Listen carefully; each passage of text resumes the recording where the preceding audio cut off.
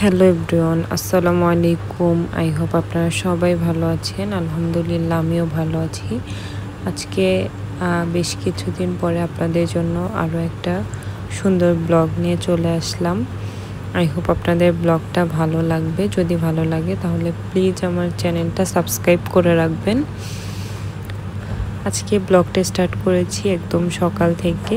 আজকে সকালবেলা আমাদের পেঁপে ভাতে দিয়েছিল ভর্তা খাওয়ার জন্য। তো কেন জানি না পেঁপেটা ভালো সিদ্ধ হয়নি, তো যার কারণে একটু ব্লেন্ডারে ব্লেন্ড করে সেটা একটু ভেজে নিয়ে সকালে আরও তরকারি ছিল, সেগুলো আসলে ভিডিও করা হয়নি। তো একটু একটু ফুটেজ আসছে, যেহেতু আমি অনেক কয়েকদিন ভিডিও আপলোড দিতে পারি নাই, তো ভাবলাম যে সবগুলো ফুটেজ এক করে আমি একটা ব্লগ বানিয়ে আপনাদের সাথে শেয়ার করি।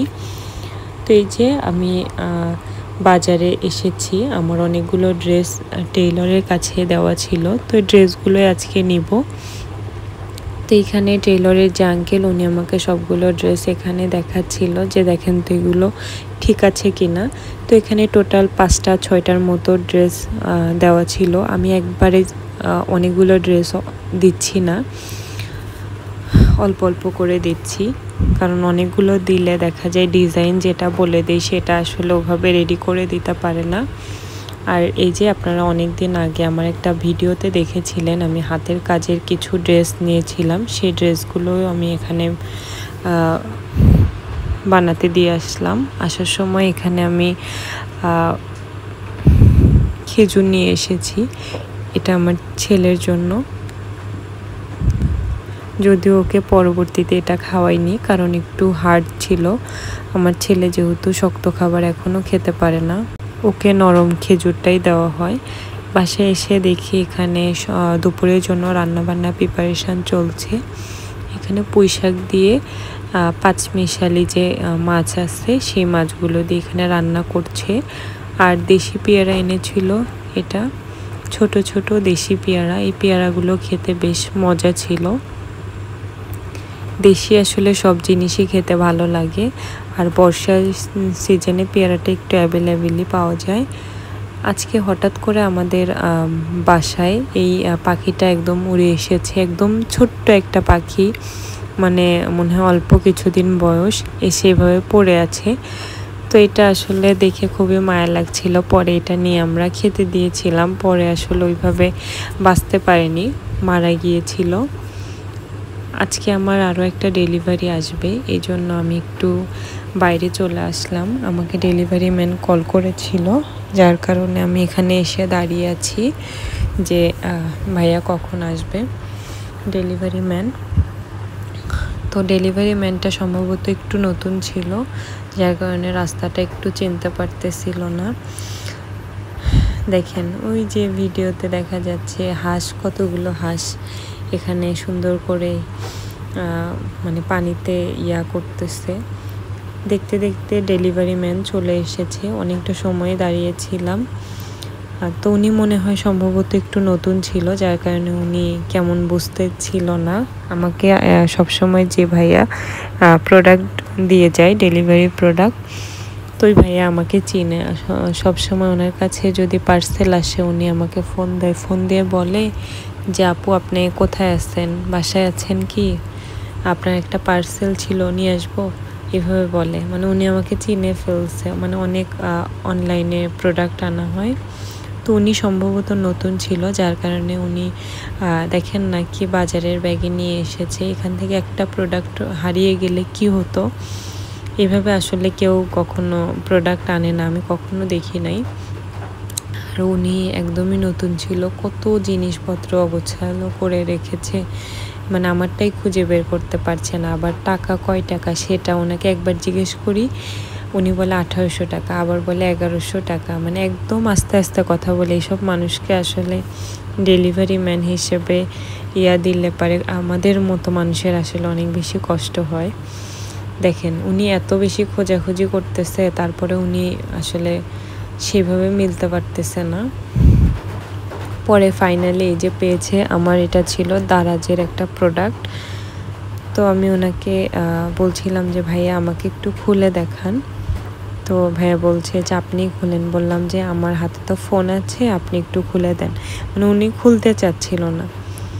আমি জাস্ট একটু চেক করে নিব যে জিনিসটা আমি যেটা অর্ডার দিয়েছি সেটাই পেয়েছি কিনা। অন্য জিনিস অনেক সময় দেখা যায় দিয়ে যায় অন্য মানুষের প্রোডাক্ট, তো এটা আসলে দেখার জন্য বলা। তো এখানে আমি দেখে আসলে বুঝতে পেরেছি এই যে, আর বাকিটা খোলার প্রয়োজন হয়নি।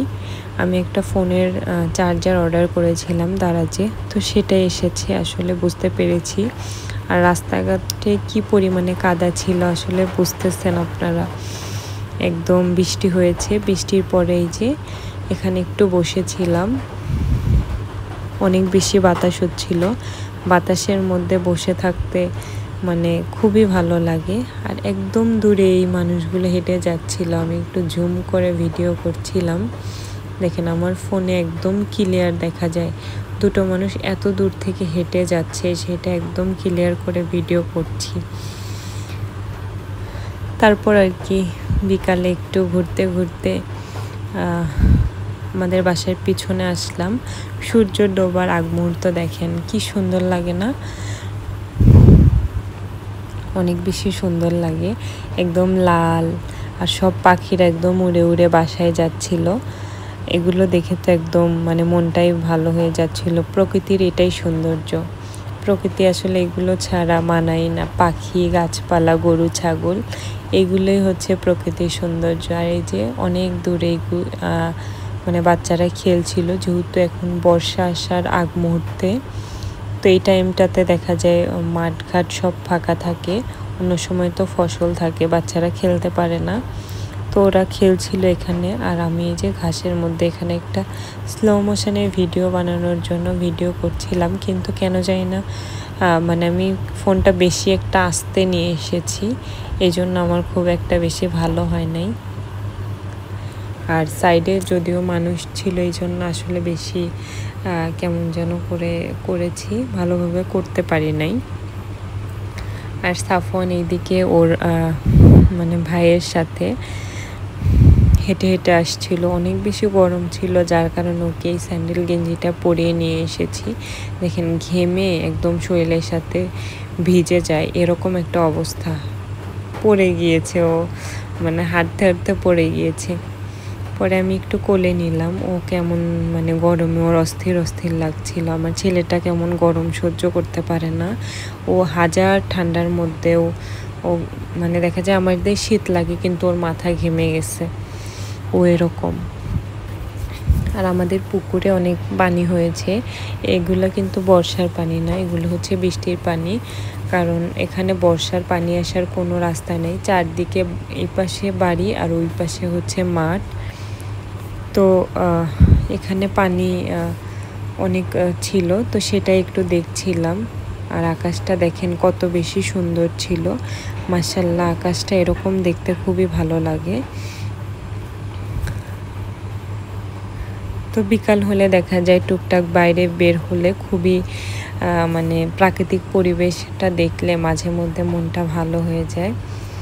আর বাসায় আসার পরে এই যে এখানে দেখছিলাম যে মানে মুরগি, এই মুরগিগুলো আমাদের নতুন কেনা হয়েছে, অনেকগুলো মুরগি কিনেছে, কয়েকটা মোরগও কেনা হয়েছে।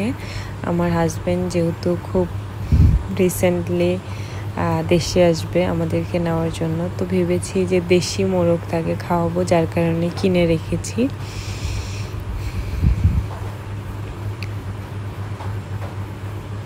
তো প্রাকৃতিক সৌন্দর্যে ভরপুর আমাদের গ্রাম, আমাদের গ্রামের সব জায়গা আসলে সুন্দর। আসলে যে যেখানে থাকে তার প্রতিটি জায়গায় তাদের কাছে ভালো লাগে। তো এই ছিল আজকের ভিডিও, সবাই ভালো থাকবেন, সুস্থ থাকবেন।